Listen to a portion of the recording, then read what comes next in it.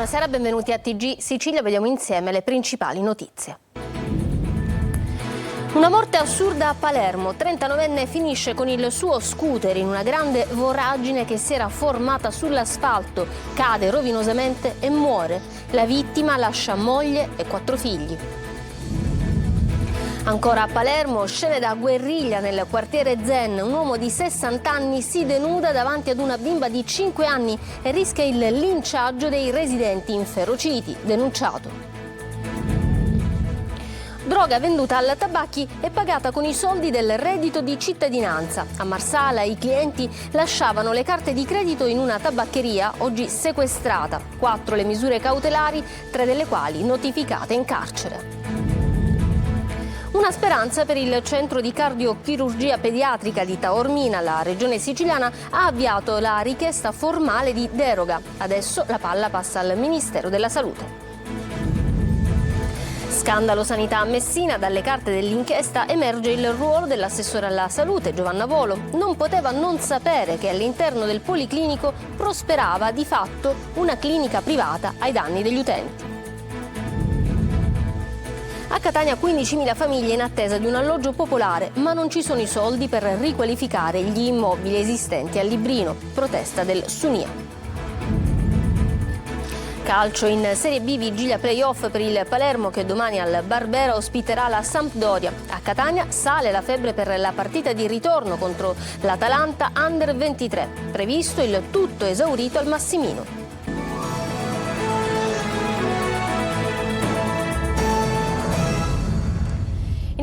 In apertura la notizia di un incidente mortale a Palermo, perde la vita un uomo di 39 anni, lascia la moglie e 4 figli, ma il modo in cui è accaduto è sembrato assurdo ai familiari che giustamente adesso recriminano la morte assurda del loro marito, del loro figlio, del padre di 4 figli, cade dal motociclo perché c'era sull'asfalto una voragine grandissima. Vediamo.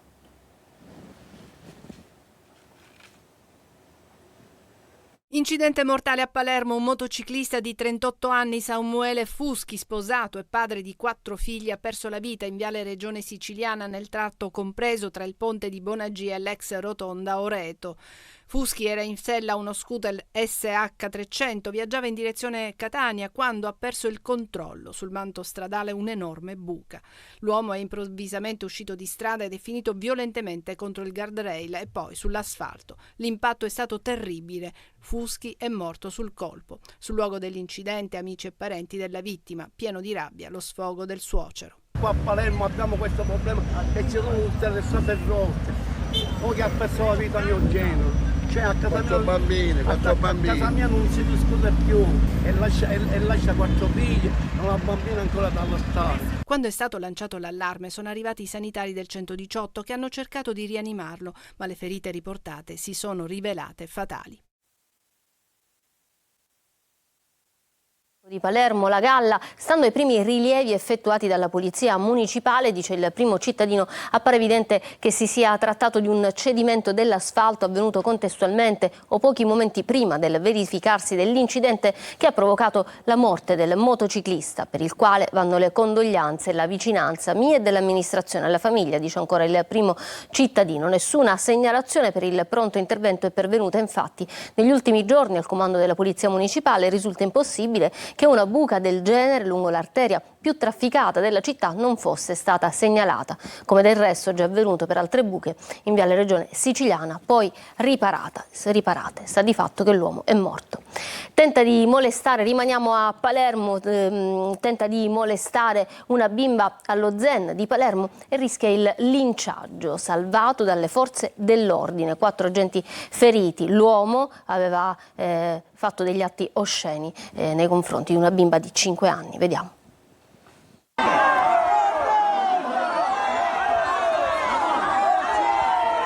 Ha mostrato le sue parti intime ad una bambina di 5 anni e per questo gesto raccapricciante il quartiere Zen a Palermo gli si è rivoltato contro. Protagonista un uomo di 62 anni che è stato denunciato. L'episodio è stato notato però da alcuni passanti che immediatamente sono intervenuti e, come si vede dalle immagini, si sono verificate scene da guerriglia in via Agesia di Siracusa, nel cuore proprio dello Zen.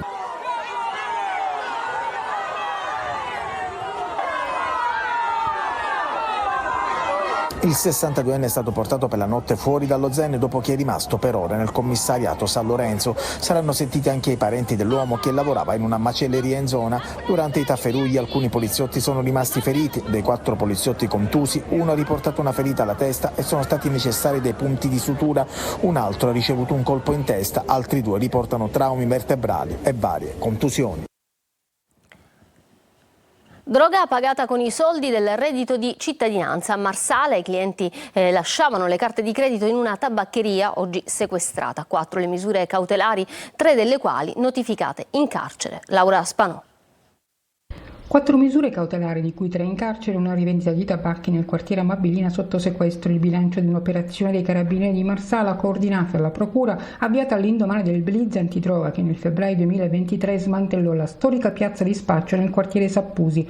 Operazione che portò in carcere 11 dei 14 indagati. Misura cautelare in carcere ora nei confronti di Alessia Ingileri, del compagno Andrea Nizza, e per Alessio Christopher Pantaleo, accusati di spaccio di stupefacenti, trasferimento fraudolento di valori, estorsione e indebito utilizzo di carte del reddito di cittadinanza. La rivendita di tabacchi di Amabilina viene descritta dagli inquirenti come un bancomat per i push della zona. I carabinieri hanno ricostruito il metodo usato da alcuni indagati per ottenere il pagamento della droga, cocaina, crack ed eroina. I consumatori, spesso in difficoltà economiche, avrebbero acquistato stupefacente a credito lasciando le loro carte del reddito di cittadinanza con relativo PIN, e nella tabaccheria venivano poi effettuati prelievi illegali delle somme caricate sulle carte con una percentuale del 10% lasciata al titolare della rivendita, un 32enne. Per lui obbligo di presentazione all'APG. La Regione Sicilia ha inviato la richiesta formale di deroga per il centro di cardiochirurgia pediatrica di Taormina, un atto necessario per avviare l'iter di mantenimento del centro di eccellenza. Adesso la palla passa al Ministero della Salute, come ci spiega Francesco Triolo. L'atto formale richiesto, atteso da mesi, è arrivato. La Regione Sicilia ha formalizzato al Ministero della Salute la richiesta di deroga al decreto Balduzzi per la cardiochirurgia pediatrica all'ospedale San Vincenzo di Taormina, seguendo l'esempio di quanto già avviene in Veneto, a Padova e Verona, dove la popolazione residente è analoga a quella siciliana. Il documento, sottoscritto dal Presidente della Regione, dall'assessore alla salute e dai dirigenti dei dipartimenti di pianificazione strategica e attività sanitarie, evidenzia come si ritenga imprescindibile mantenere la funzionalità di entrambe le strutture di eccellenza siciliane del Civico di Palermo e di Taormina. Il comitato dei genitori dei piccoli pazienti ha accolto con soddisfazione la richiesta. Da adesso però la palla passa al Ministero a Roma, che da sempre si dice concorde nella deroga e che aspettava solo la richiesta della Regione. Ci sono da oggi 78 giorni al 31 luglio, che purtroppo è sempre la nostra scadenza, è sempre la nostra preoccupazione. Quindi speriamo che in questo breve tempo possiamo avere finalmente una risoluzione definitiva per salvaguardare il CCPM, perché non serve solo ai nostri bambini, serve a tanti bambini siciliani, calabresi e stranieri. La soddisfazione vera e propria, la gioia e la serenità la avremo sicuramente nel momento in cui il Ministero, ci auguriamo, risponda in maniera positiva a questa richiesta della Regione Sicilia. L'operatività della cardiochirurgia pediatrica di Taormina al momento prorogata al 31 luglio e senza la deroga ministeriale sarebbe destinata a cessare. Tra luglio 2023 e marzo 2024 sono stati 165 gli interventi eseguiti nella struttura di Taormina su pazienti provenienti dalla Sicilia e dalla Calabria. Questi i dati a supporto della richiesta. Dalle pagine dell'ordinanza sull'inchiesta che ha coinvolto il centro Nemo Sud emerge come l'assessore alla salute Giovanna Volo non poteva non conoscere la situazione, ma emergono anche le utilità che avrebbe ricevuto il direttore clinico. Lunedì prossimo i primi interrogatori. Vediamo. Il centro Nemo Sud drenava risorse regionali, lo faceva per fornire prestazioni sanitarie che avrebbero potuto essere attivate dai normali reparti dell'ospedale universitario, che invece faceva da schermo perché Nemo non era nemmeno accreditato alla regione, e l'assessore regionale alla salute Giovanna Volo non poteva non sapere, perché nelle 127 pagine dell'ordinanza firmata dal CIP Claudia Misale viene evidenziato come da direttrice sanitaria firmò decine di atti che contribuirono a far prosperare una sorta di clinica privata all'interno di un ospedale pubblico a spese dei contribuenti. L'altra figura con un ruolo di spicco individuata dai magistrati è quella del professore Giuseppe Vita, direttore del centro clinico, che è accusato di corruzione per atti contrari ai suoi doveri d'ufficio. Proprio Vita avrebbe contribuito all'erogazione delle prestazioni classificate con il codice 75, quello della neuroriabilitazione, nonostante tale tipologia di prestazione non fosse stata assegnata al Policlinico di Messina dal sistema sanitario regionale. In cambio ha ricevuto l'assunzione del figlio, anche lui neurologo, e della nuora come responsabile della comunicazione all'interno della stessa struttura di Nemosud, diventata ad un certo punto il fronte di scontro tra lo stesso Vita padre e gli amministratori nazionali della Fondazione Aurora che gestiva il centro Nemo. Il GIP Claudia Misala ha fissato per il 20 maggio prossimo gli interrogatori di 5 dei 9 indagati dell'inchiesta. Non è prevista l'audizione dell'assessore Volo, che sarà sentita nei giorni successivi. Continua l'inchiesta sulla strage di Casteldaccia. Sono 2 i filoni seguiti dalla procura di Termini Imerese, ma presto potrebbe aggiungersi anche un terzo aspetto. Vediamo. Cala il silenzio sull'inchiesta della Procura di Termini Imerese relativa alla strage sul lavoro di Casteldaccia, costata la vita a 5 operai che stavano eseguendo opere per liberare un impianto di sollevamento della rete fognaria della provincia di Palermo ostruito. Dopo le autopsie sono 3 gli iscritti nel registro degli indagati. Si tratta dei titolari delle imprese Tech e Quadrifoglio Group, rispettivamente appaltatore e subappaltatore dei lavori commissionati dall'AMAP, l'azienda Acquedotto di Palermo, e del direttore degli stessi lavori, funzionario dell'Acquedotto. La Procura di Termini Imerese ha acquisito nella sede palermitana di AMAP tutti i documenti sull'appalto assegnato a Tech, nella sede della Tech i documenti sul subappalto alla Quadrifoglio Group e in quest'ultima azienda la documentazione di incarico. C'è poi un secondo filone di inchiesta che riguarda invece l'applicazione delle norme di sicurezza. Assodato che gli operai non sarebbero dovuti scendere nell'impianto, bisogna verificare se comunque le dotazioni necessarie dovessero essere a disposizione. Da verificare anche la possibilità di un terzo filone, ovvero quanto abbia inciso i lavori rifacimento del manto stradale appaltati da ANAS, durante i quali sono stati coperti i tombini di accesso alla fognatura. Intanto è fuori pericolo Domenico Viola, il 6° operaio coinvolto. Si tratta quasi di un miracolo. È l'ultimo ad essere sceso nell'impianto, il primo a essere stato recuperato dai vigili del fuoco. Per questo la quantità di idrogeno solforato respirata è stata inferiore agli altri, un dettaglio che ha permesso ai medici di salvargli la vita, anche se per lui si annuncia una lunga degenza. La Protezione Civile regionale ha pubblicato un avviso di preallerta arancione per rischio incendi e ondate di calore in Sicilia a partire dalla mezzanotte per le prossime 24 ore. Prosegue intanto la mobilitazione degli studenti dell'Università di Catania, che da ieri hanno deciso di unirsi alle proteste che stanno dilagando negli atenei di tutto il mondo contro la guerra di Israele a Gaza. In queste immagini le tende piantate nel cortile del Monastero dei Benedettini, accampamenti simbolici per rivendicare il diritto dei palestinesi a esistere. Gli studenti chiedono alle istituzioni e in particolare al rettore Priolo di prendere posizione contro il genocidio, interrompendo le relazioni con Israele.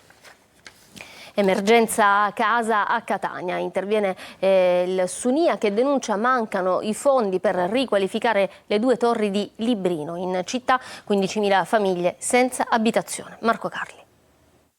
Quartiere Librino a Catania. Le 2 torri in viale Biagio Pecorino, viale San Teodoro avrebbero dovuto già essere riqualificate e ristrutturate con i fondi del PON Metro 2014-2020, dando la possibilità a tante famiglie di trovare casa. Invece il tempo è andato avanti senza soluzioni. Erano stati stanziati 12 milioni di euro per la riqualificazione, ma con i rincari dovuti al trascorrere degli anni, per arrivare all'obiettivo ora mancano circa 4 milioni di euro. In particolare è la seconda torre a rischiare di essere ancora una volta lasciata al suo destino da comune e gli ACP. Lo affermano in una nota le segreterie siciliana e di Catania del Sunia. Dopo un continuo spostamento di somme da un fondo all'altro, a tutt'oggi non è chiaro come e se i lavori partiranno davvero. L'accordo tra i 2 enti, Comune e Istituto Autonomo Case Popolari, prevede che i lavori di riqualificazione riguardino per ora uno solo dei 2 stabili. A Catania l'emergenza abitativa grave interessa almeno 15.000 famiglie. La speranza per il futuro risiede anche nei nuovi fondi europei Next Generation. Abbiamo a disposizione per volontà dell'Europa 1.400 milioni di euro per la rigenerazione e la riqualificazione anche energetica dei palazzi di edilizia popolare. Il governo nazionale ancora non ha deciso come utilizzarli. Come al solito resta il condizionale, quando invece, dicono dal Sunia, servono soluzioni. A 6 mesi di distanza dalla raccolta delle firme per la petizione popolare promossa dal Sunia nazionale, per la quale il Sunia di Catania ha raccolto circa 3.000 firme, siamo tornati qui stamattina perché purtroppo nulla è cambiato. Giochi fatti per le candidature non solo in vista delle europee ma anche delle elezioni amministrative. A giugno infatti si vota anche in 37 comuni siciliani, 8 dei quali di dimensioni maggiori e un solo capoluogo di provincia. Non reggono le coalizioni a livello locale e le alleanze civiche la fanno da padrone. Manlio Viola. Non solo le elezioni europee, l'8 e il 9 giugno alle urne saranno chiamati anche 37 comuni siciliani. Fra questi 8 sono quelli di maggiori dimensioni, ma soltanto uno ha un capoluogo di provincia, Caltanissetta. Chiuse le liste e consegnate le candidature, quello che emerge è una profonda spaccatura nelle coalizioni, soprattutto a sinistra. Soltanto 2 su 8 i grandi centri in cui PD e Movimento 5 Stelle si presenteranno insieme. I 5 Stelle hanno stretto alleanze in più comuni con la lista Sud Chiama Nord di Cateno De Luca che non con quella dei Dem. Il centrodestra si presenta unito quasi ovunque, malgrado sia costretto a registrare spaccature nei 2 più grandi centri del palermitano al voto, Monreale e Bagheria, con liste civiche che la fanno da padrone. L'unico capoluogo di provincia interessato da questa tornata elettorale, come detto, è Caltanissetta. Tra i comuni maggiori dimensioni ci sono Gela, sempre nel Nistenno, ma poi anche Mazzara del Vallo nel Trapanese e per la provincia di Palermo, Bagheria e Monreale. Nel Catanese l'unico dei 4 comuni coinvolti che andrà alle urne con il sistema proporzionale è Aci Castello. I 10 comuni del Messinese coinvolti nella tornata elettorale sono tutti al di sotto dei 15.000 abitanti. In provincia di Palermo si voterà per il rinnovo di 9 amministrazioni, oltre ai maggiori come detto Bagheria e Monreale. Da segnalare ci sono Cinisi e San Mauro Castelverde, attualmente amministrati da commissari straordinari. Nel siracusano si voterà solo a Pachino, attualmente commissariato con il sistema proporzionale. In provincia di Trapani i comuni al di sopra dei 15.000 abitanti, come detto, soltanto Castelvetrano e Mazzara del Vallo. Tra social, recensioni e food blogger cambia il modo di comunicare la ristorazione. A Catania, focus di FIPE e Confcommercio su luci e ombre dei nuovi canali comunicativi. Emanuela Corsi.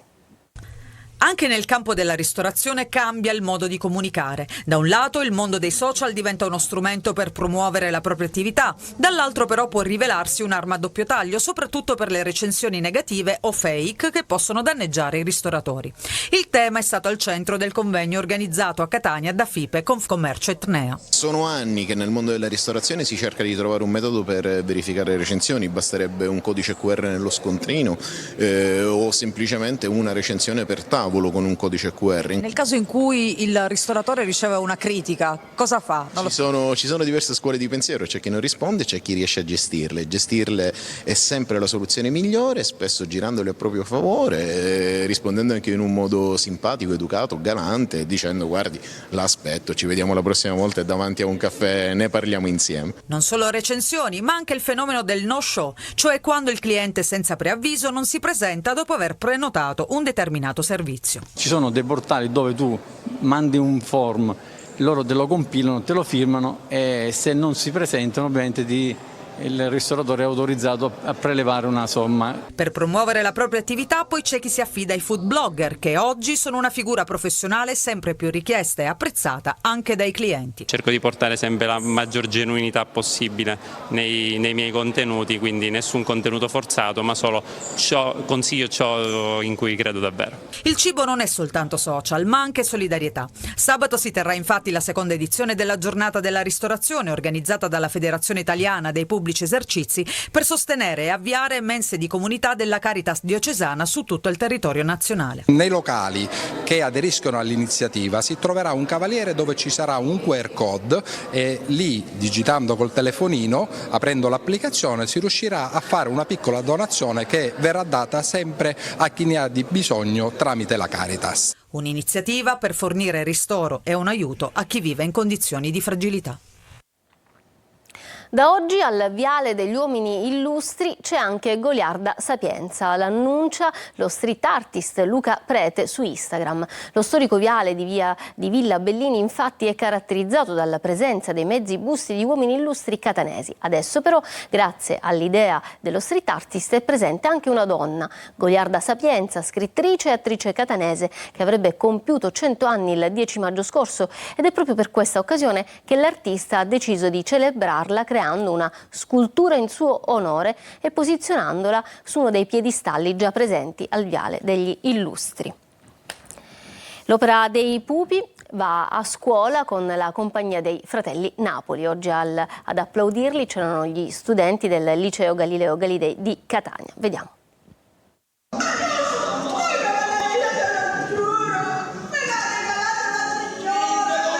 L'amore e la follia di Orlando per Angelica, conosciuta attraverso i libri di scuola, arriva sul palcoscenico con l'opera dei pupi dei fratelli Napoli che rompe al liceo Galileo Galilei di Catania.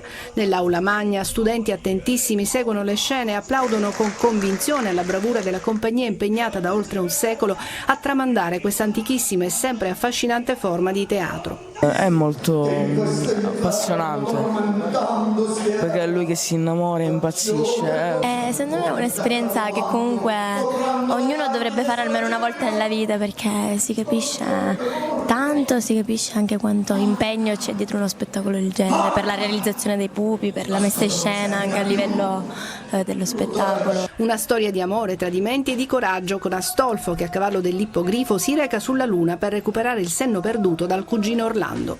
Cosa stai apprezzando di questo spettacolo? A me comunque l'enfasi che metto nella recitazione che rende la scena molto vera. No, io non avevo mai visto dello spettacolo dei pupi, consiglio di guardarli. La marionettistica dei fratelli Napoli rappresenta la più significativa realtà del tradizionale teatro dei pupi di stile catanese. Fondata a Catania nel 1921 da Gaetano Napoli, è giunta alla sua quarta generazione. Tutti i componenti della famiglia prendono parte alla messa in scena degli spettacoli, ciascuno secondo il ruolo che gli è più congeniale fra quelli tipici dell'opera catanese.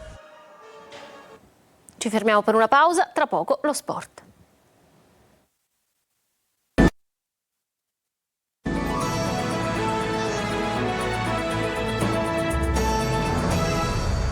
Ritorniamo in studio con lo sport, vigilia di play-off per il Palermo che domani alle 20:30 in un Barbera tutto esaurito sfiderà la Sampdoria, biglietti andati a ruba per un sogno chiamato Serie A. Marco Gullà. Il Palermo si prepara a una delle giornate più importanti degli ultimi anni, spinto dal pubblico caldissimo del Barbera, che ancora una volta ha risposto presente. Vigilia del match contro la Sampdoria, valevole per il primo turno playoff, e già record di spettatori. Domani al Barbera si registrerà il tutto esaurito, tifosi rosanero che sognano la promozione in Serie A. Il Palermo domani, per staccare il biglietto per le semifinali, potrebbe anche pareggiare, ma solo dopo i tempi supplementari. Sotto certi aspetti un altro campionato, perché è come se si riazzerasse un po' tutto, è come se giocassero partite che hanno un valore completamente diverso da quello del campionato, perché il campionato sono 38 partite, queste sono, per quella di domani sera, una partita secca nella quale o stai dentro o stai fuori, quindi per quello che riguarda il mio passato è per forza alle spalle, bisogna guardare il presente e quindi è una sensazione bella di giocarci una partita importante. Mignani, dopo l'esperimento con Sud Tirol, dovrebbe tornare al 3-5-2 schierato per gran parte della sua esperienza al Palermo. Il tecnico recupera pedine importanti, l'infermeria si è svuotata. In attacco, accanto all'intoccabile Brunori, dovrebbe essere riproposto Soleri, anche se Mancuso conserva delle chance di giocare. In difesa out del Ciauro per squalifica, torna Ceccaroni. Da Genova oltre 2000 tifosi blucerchiati, la Samp deve solo vincere per passare il turno. Prevendita boom in vista del ritorno fra Catania e Atalanta Under 23 e tanto entusiasmo in città. Zeoli potrebbe optare per la conferma dell'11 che ha cominciato la gara a Caravaggio. Marco Carli. Ritmi serrati come ovvio che sia per un playoff e tanto entusiasmo come è naturale che sia a Catania. Da un lato c'è la squadra che lavora per prepararsi al match di ritorno contro l'Atalanta Under 23 dopo il successo dell'andata firmato Bois. Dall'altro ci sono i tifosi che promettono di riempire il Massimino e di renderlo una bolgia. L'affetto di chi freme per i colori rossazzurri è stato chiaro anche a Caravaggio, divieto per chi vive in Sicilia ma settore riempito da chi, residente al nord, non vedeva l'ora di seguire il Catania. L'effetto è che anche in trasferta sembrava di giocare in casa, figurarsi cosa sarà sabato invece con il calore dei 20.000. Avviata la vendita libera, mentre venerdì mattina scade il termine per la prelazione degli abbonati, ma la prevendita va a gonfie vele, c'era da immaginarselo. Tutto bene anche in seno alla squadra. Per sabato si confida di avere a disposizione Monaco per la difesa, gara di sacrificio e di accortezza, la sua come quella dell'intero reparto arretrato, col supporto di un grande Welbeck in mediana.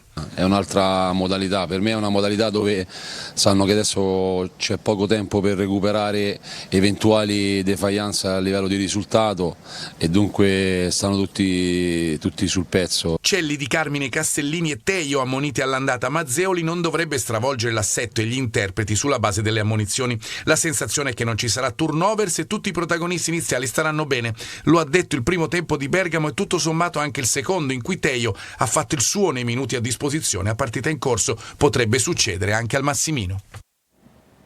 E in occasione della gara di ritorno, valida per gli ottavi dei play-off di Serie C tra il Catania e l'Atalanta Under 23, è stato disposto il divieto di vendita dei tagliandi ai residenti della regione Lombardia.